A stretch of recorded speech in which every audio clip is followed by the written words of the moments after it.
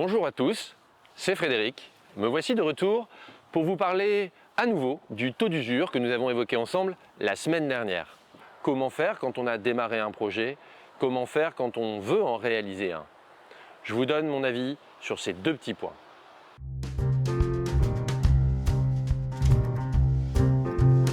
La première des choses qu'il faut comprendre si vous êtes vendeur, c'est que le marché a changé.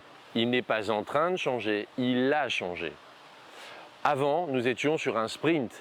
Quand on mettait un bien en vente et qu'il était au prix du marché, les transactions allaient très vite, parfois quelques heures, dans la journée en tout cas.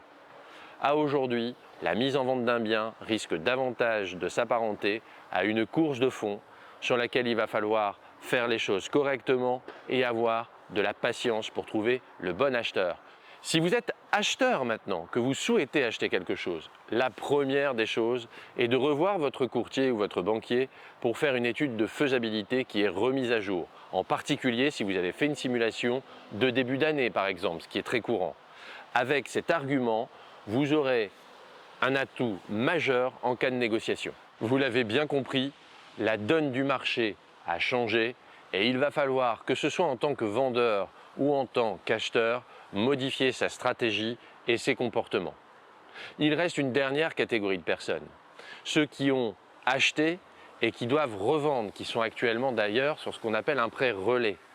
Là, il faut être très prudent, comme je l'ai expliqué. D'abord, attention, il faut s'adapter en termes de prix et avoir accès à un interlocuteur professionnel qui connaît parfaitement bien votre secteur.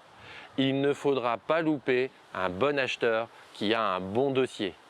L'erreur à ne pas commettre dans ce cas-là, j'en ai déjà parlé dans la précédente vidéo, c'est de multiplier les canaux de vente et de vulgariser votre bien. Un bien qui est trop connu se vend mal.